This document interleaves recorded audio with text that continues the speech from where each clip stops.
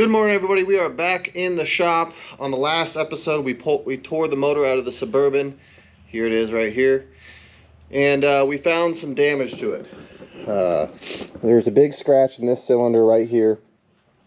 And we ended up taking it to the machine shop. And man, there was a lot wrong with this.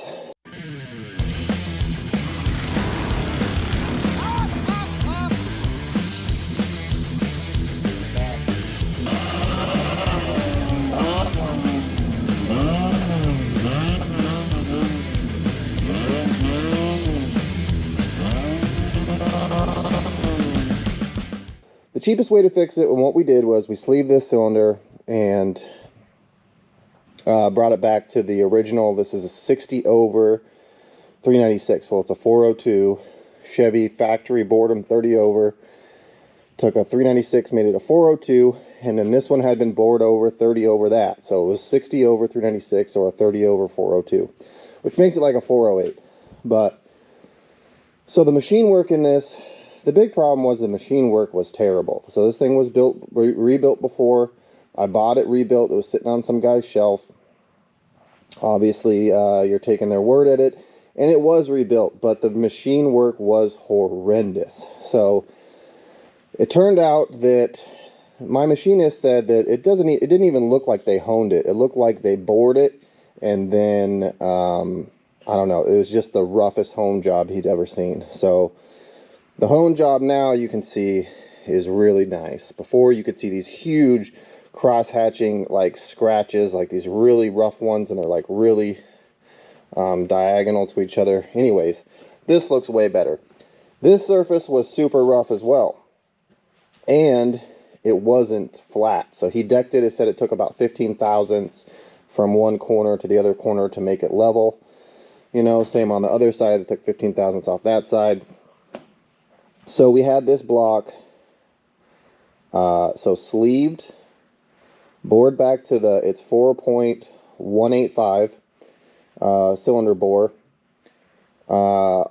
decked the block, honed the block, all 8 cylinders, and then the heads, same thing with the heads. The heads were, the machining work was really rough, and this was the reason why it was leaking, pretty sure, and the fact that it wasn't flat. So we took the heads, and he took about 15 thousandths off of the heads as well, and now the heads have a really nice surface on it. I mean, it was really rough before. You could see, like, you could feel the kind of the ridges in the machining. So we got that all done, and I have spent a lot of hours cleaning. So this is just, the starter's just cleaned up. I didn't bother painting that, but, you know, repainted, sandblasted and repainted pulleys, and the intake manifold sandblasted and clear coated, flat clear coated that. Some VHT flat clear coat. The heads, clean them up, haven't painted them yet. But once they go on the block, I'm going to tape everything off and paint the block. You know, valve covers, just all kinds of stuff. Just cleaning and cleaning. The crank is pretty much ready to go in there. The pistons, we got all of the pistons cleaned up. They were a little nasty. Here's our new piston. You can see that it has this little coating deal on the side skirt. It's a little different from our old ones, but it's the same piston. So we ended up having to get one piston, a new piston ring set, and that's what we got here. I need to gap all these, and that's what we're going to do today. We're going to attempt to get this motor back together, hopefully today. I don't know, that seems kind of, it could happen, but I don't want to count my chickens before they hatch. But as you can see, I've got everything cleaned up. I even got bolts painted, water pumps ready, oil pans ready. I mean, everything is pretty much ready, but we still have a lot of work to do. We got to do all of those piston rings. They all have to be ground. So I have this little grinder. We'll talk about that later. So this thing is ready to go. That's the goal for today, is to get this thing back together. So let's go ahead and dive into it. We're going to start by putting the crank back in this thing.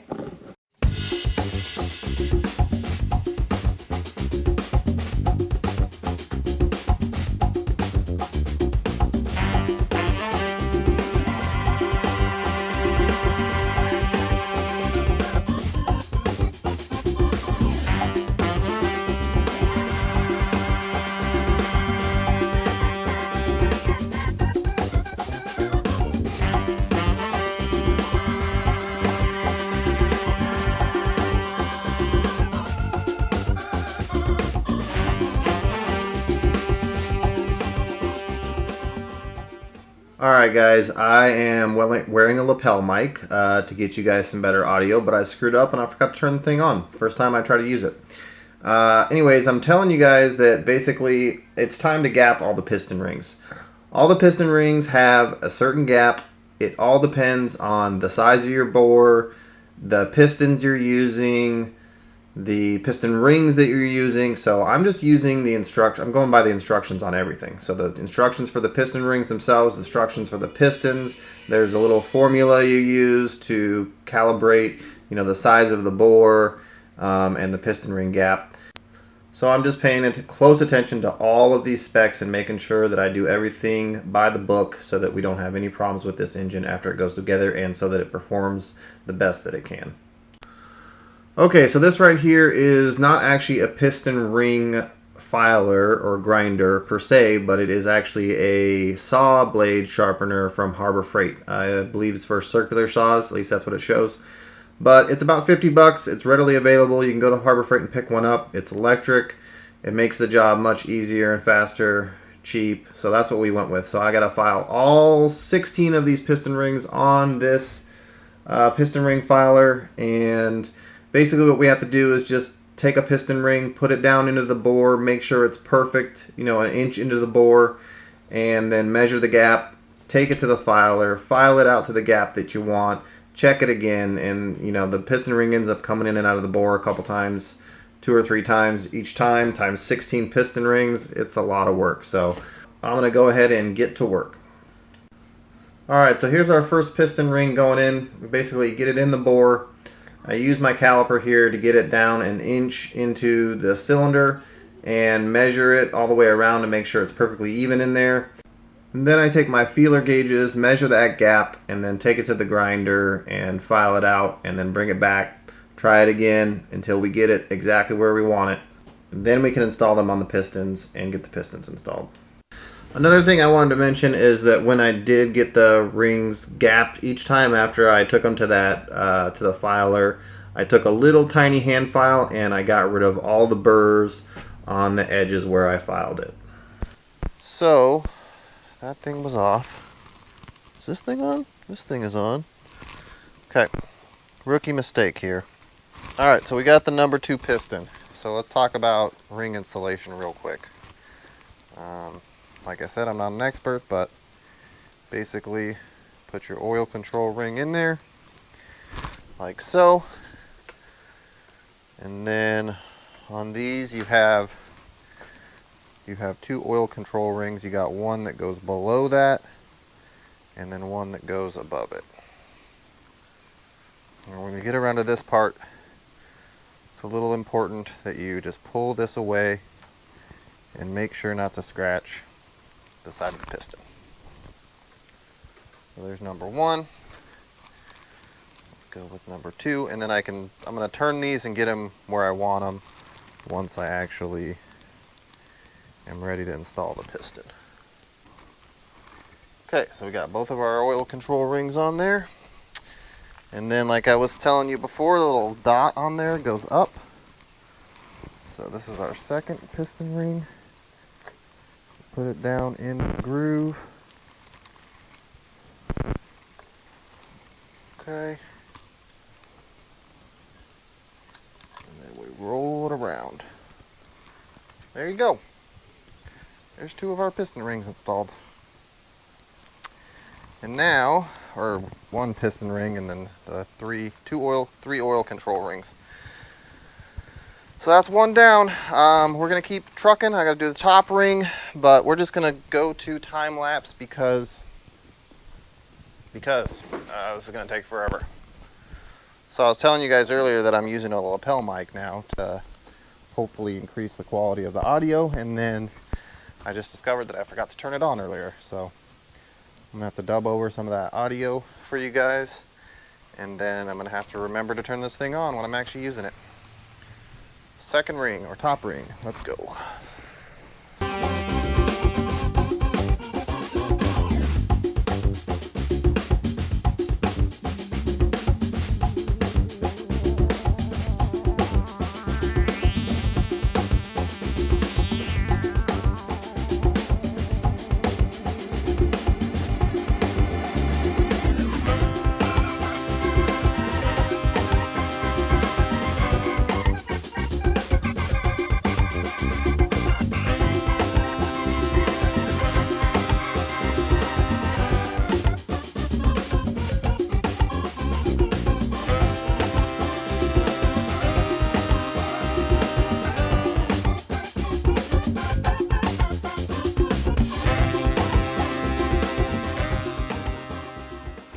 Okay, I just wanted to check in with you guys. We got all the piston rings gapped. We got them on the pistons.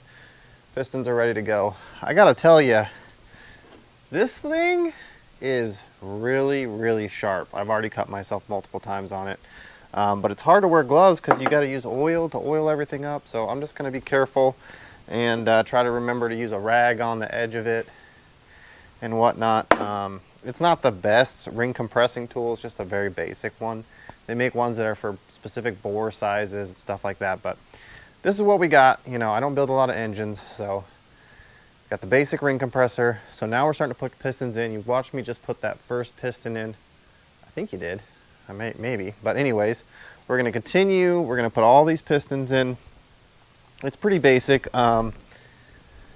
Like I was telling you guys, there's instructions. You gotta follow instructions, and I'm basically going off of this right here to make sure that all my rings are in the right spot, and then all my ring gaps are in the right spot, and then compressing it with the tool and slowly, you know, working it in there, making sure there's no resistance or anything weird happening. So I got the first one, or it's number 2. That's the one that was actually broken before. We got that in, so we're gonna keep going. And basically, this thing's got front of engine, so I'm just laying it in there, and that way I can look, because it's going to be, I don't know if that makes it different on each side, but I guess it kind of does.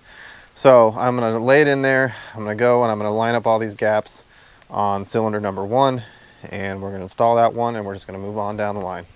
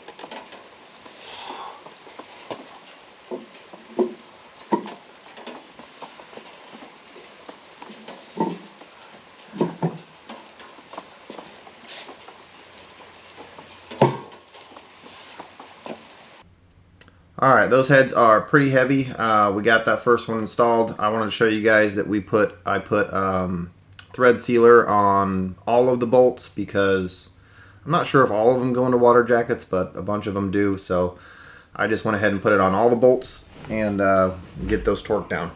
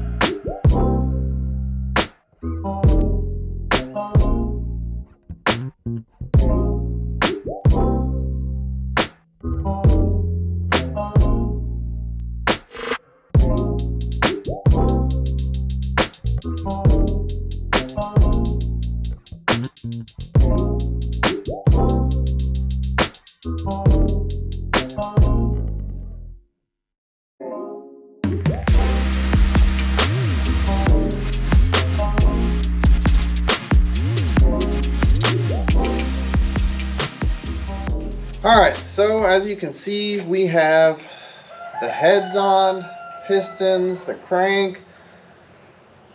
We're in a good spot. We got it painted up, and now it is time to get the cam, lifters, rockers, get all that stuff on here. Timing chain, oil pan, oil pump, which we still have over there. So we're just going to keep on trucking. I wanted to check in with you guys.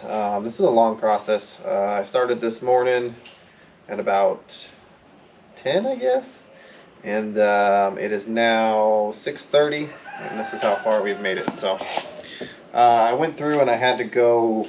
I had problems in the past with the intake manifold, so I went through and I took some time and I chased all the threads and I blew out all the passages and I gave the heads as another cleaning.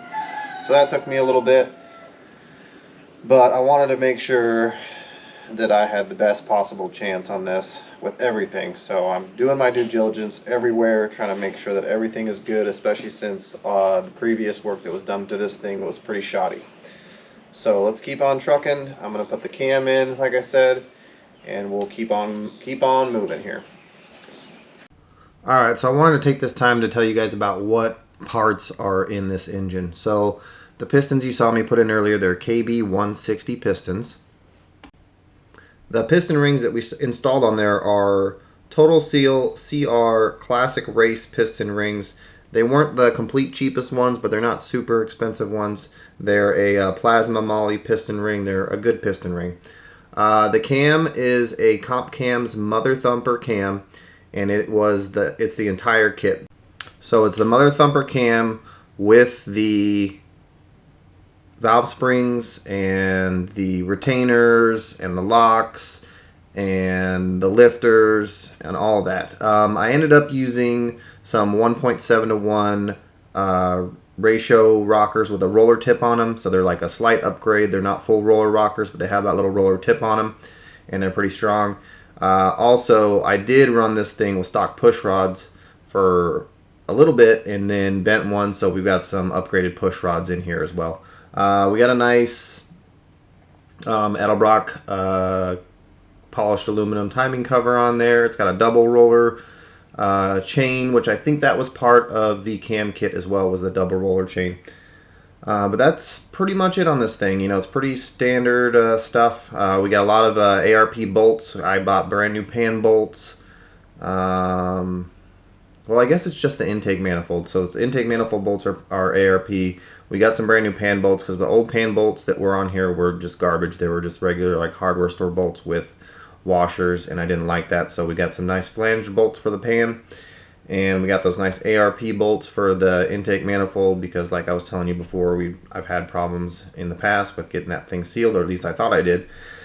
This time the intake manifold went on super nice and easy. It lined up nice. You know, that all can change with machining and stuff. So when I set it on there, there's just a small, maybe 1/8 gap between the intake manifold and the block there. You use a little bit of RTV. I use black RTV to seal that spot. There are some seals that come with that, but 99% of people don't use that part of the seal. They just use the side parts of the intake manifold seal, intake manifold gaskets, and then put RTV in that valley there, and that's what I did. And here's where I realized that I forgot to put the oil pump in before I put the oil pan on, so I had to redo that.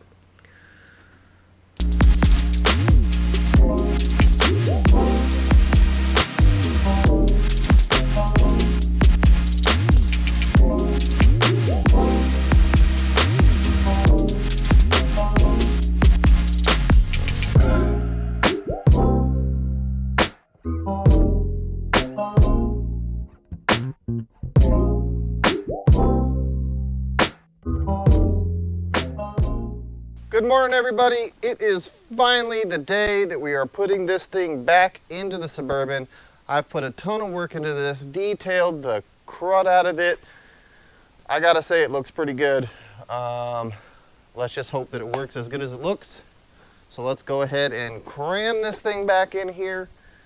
And there's still a ton to do. You know, we gotta put headers on, carb, distributor, prime it, you know, by pumping the oil pump and getting oil to everything. It doesn't have any oil in it right now.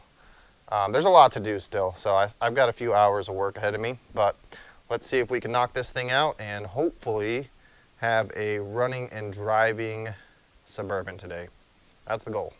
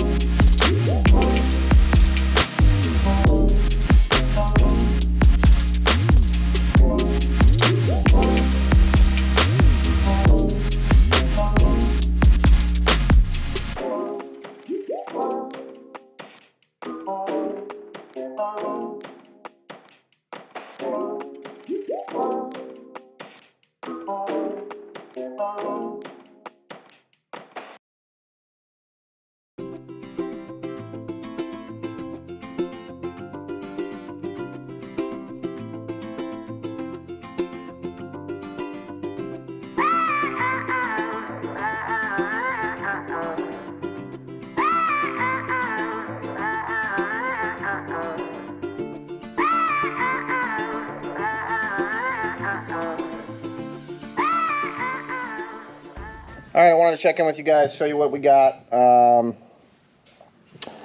got the power steering pump, the alternator. I got pretty much everything at the starter. Everything is pretty much done except for putting the radiator in, the carburetor, the plugs and wires, distributor. The reason I'm holding off there is I'm going to prime the oil pump. That's next on the list here. So I have this tool. You can make one of these out of an old distributor, or you can just buy one of these. This goes down into the oil pump, and you can spin that with a drill. All right, so that's what we're gonna do. We're gonna go ahead and get that down in there. We're gonna get a drill, and we're gonna spin this thing up and see if we can get some oil pressure, get oil through the engine, because we are coming up to the point where we're gonna be able to start this thing, hopefully in the next, hour or two. Oh yeah, there we go. It goes way down in there. Ooh, there we go. All right, we're in the oil pump.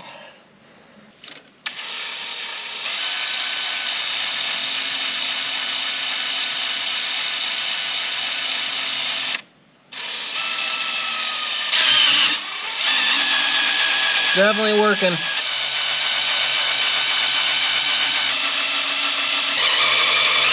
All right, now let's go see if we can see oil pressure. I'll have to use this camera, set it up, and then see if, and then review the footage, I guess.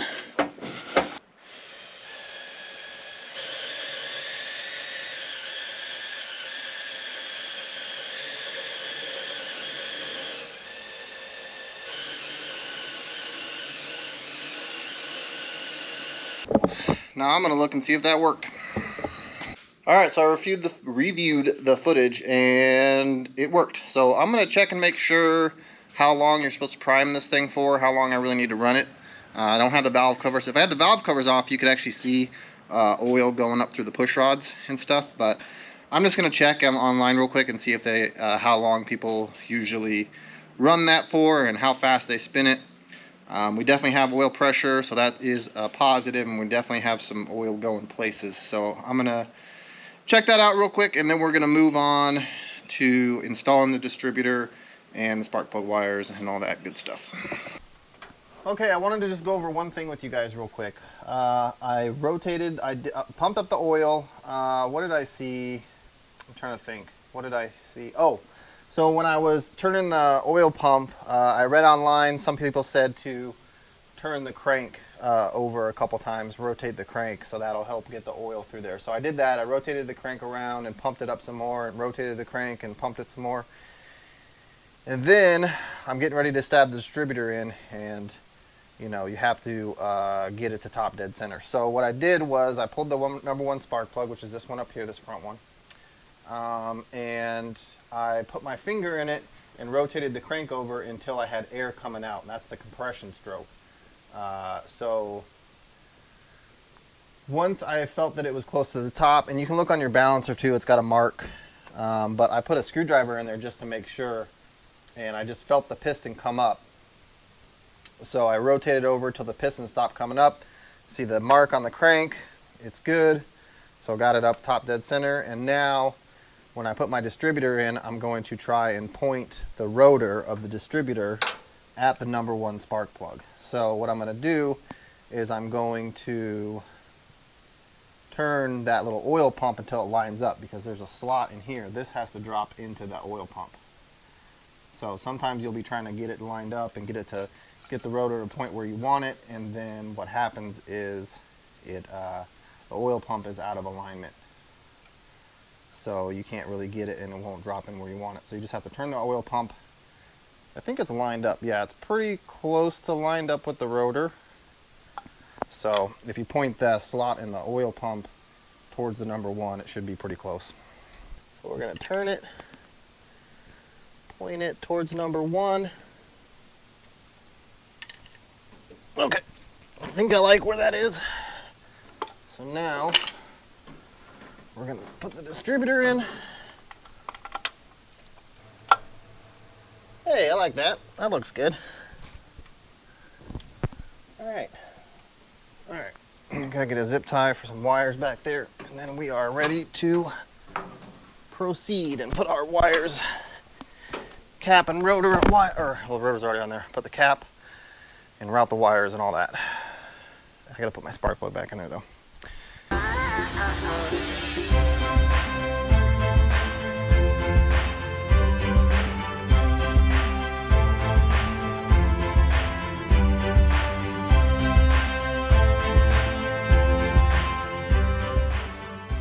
We are at the point where we can start this thing. It's gonna start. Super nervous about this, so cross your fingers that everything goes good. The cam's already been broken in. The bearings are the old bearings. The only thing new in here is those piston rings. So that's not a huge deal. Deal about seating those in. One thing I know is you don't want to let it idle. So hopefully we got the right timing, or close to the right timing in here, and let's just see if this thing fires up.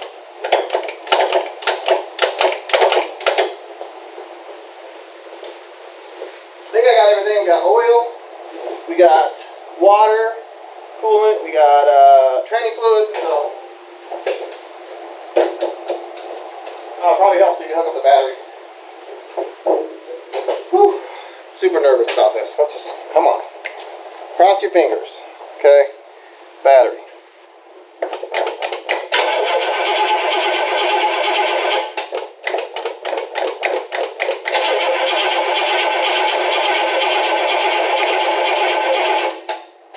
Let's give her a little bit of flammable starting fluid here. Probably don't have any gas. Extremely flammable.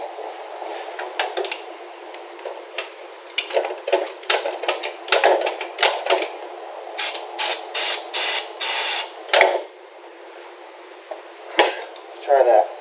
I know it has a hard time picking up from the tank when it's empty like that. So, try that.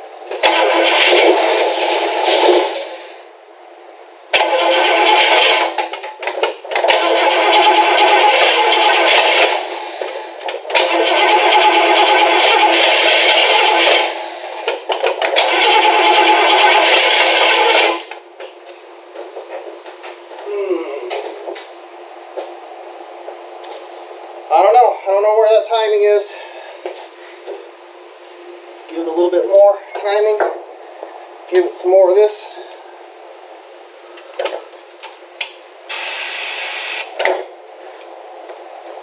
I think we got fuel now. Let's try it.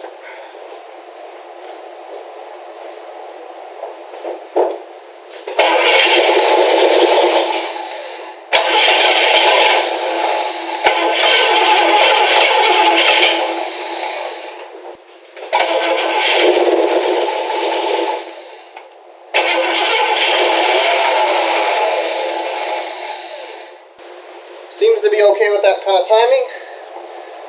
For some reason, we are just not. That fuel filter, is that empty or? I think that's empty. I don't think we're getting any fuel up here. Look, I put this Lucas Oil zinc stuff in there. I'm going to use this as a fuel bottle to fill up my floats, or fill up my bowls.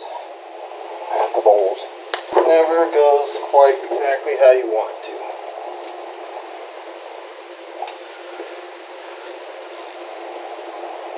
Got the fire extinguisher ready. This thing is gonna start, hopefully.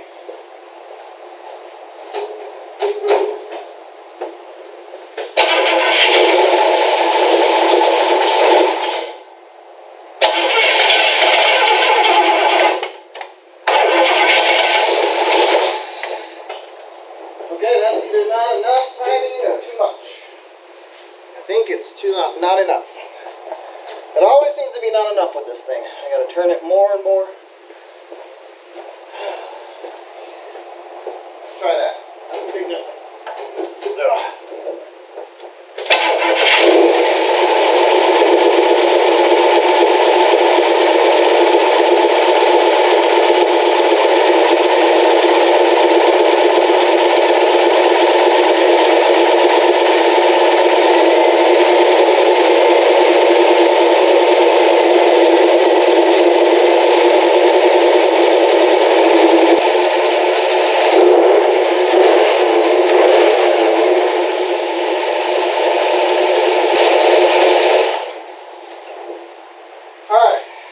Training fluid. Woo! She sounds healthy. Alright, let's take this thing for a ride. Or a drive, one of those things.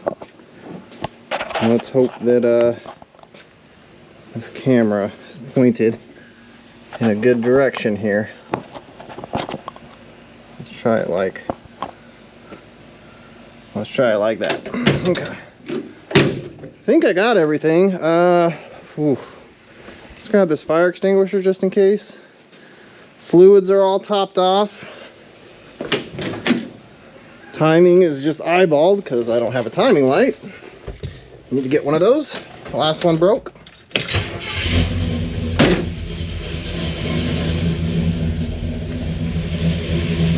Use the seat belt.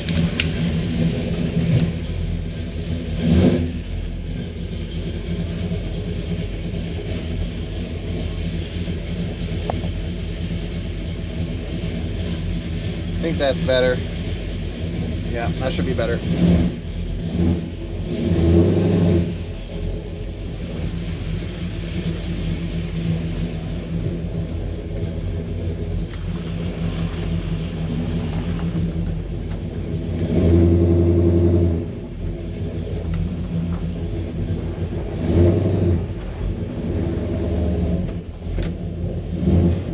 Oh, e-brake. That'll help.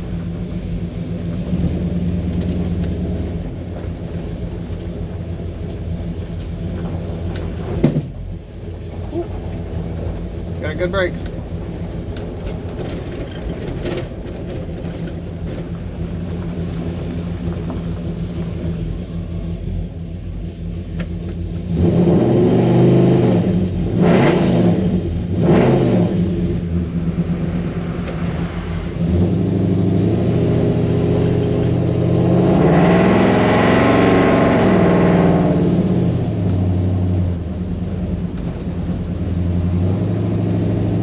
Okay.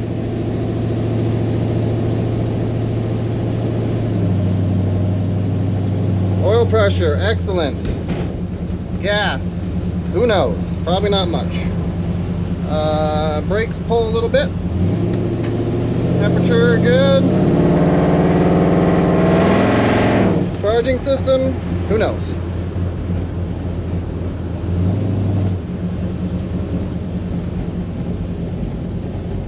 Let's not go too far here.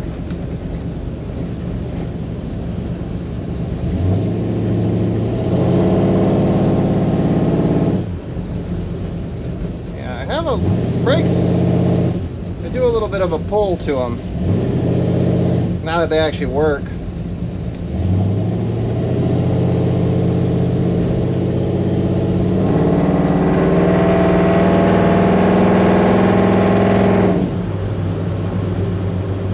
at an alignment shop.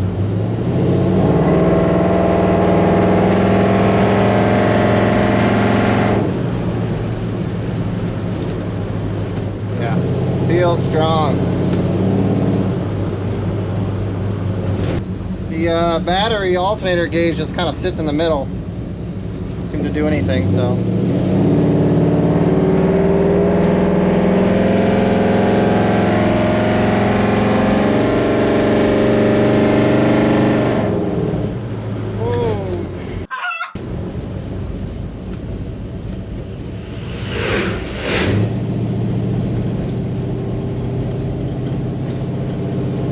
I gotta check out the brakes on this thing. They really like to pull.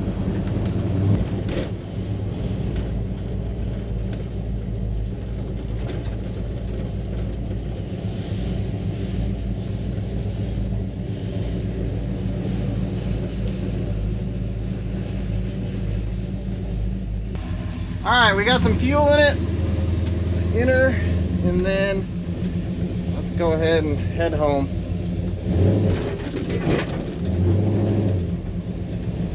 Let's let this guy get past us here.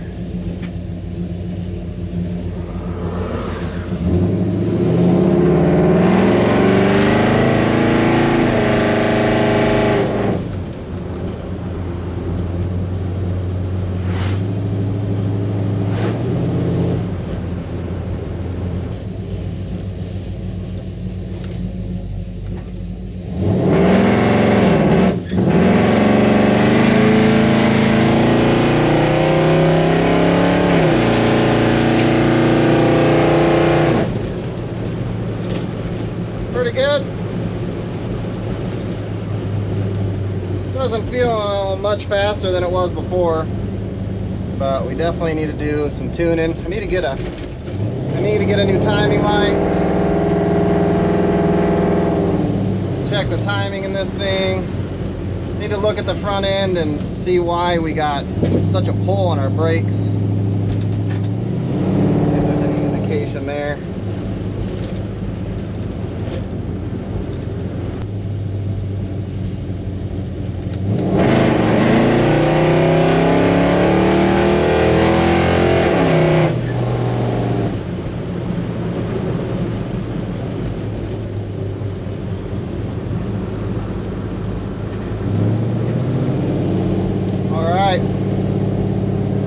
Happy so far. Let's see what we got for temperature. Temperature looks good. I think the fans are on. It's hard to tell.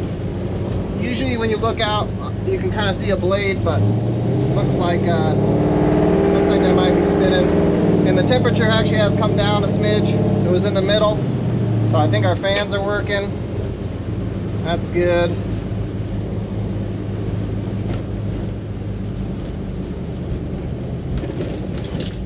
Actually, the brakes are feeling better. They're not pulling like they were. So maybe they're breaking in.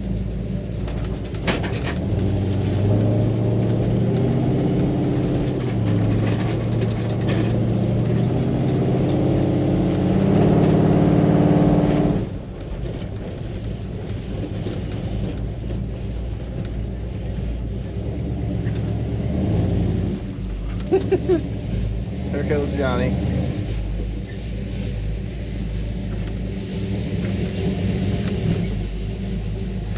I think the idle can come down a smidge. Oil pressure looks good. Fans are not on now. Okay, idle.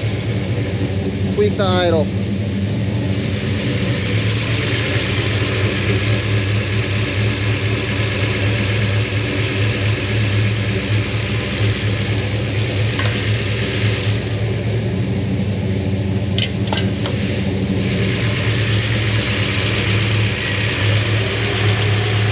There goes the fans. Turn this.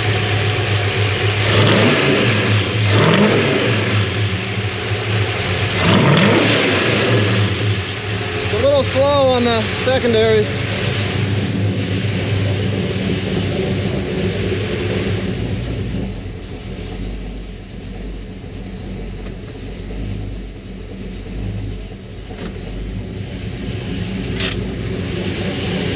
something rattling.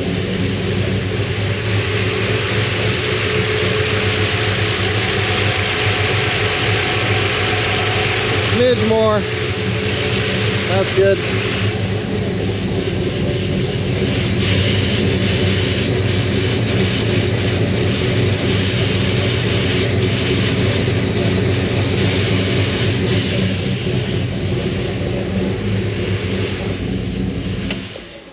I wonder if that's that heat shield. Whew! Alright, well, I gotta put the hood back on this thing. I've gotta look and see what's rattling under there. I put the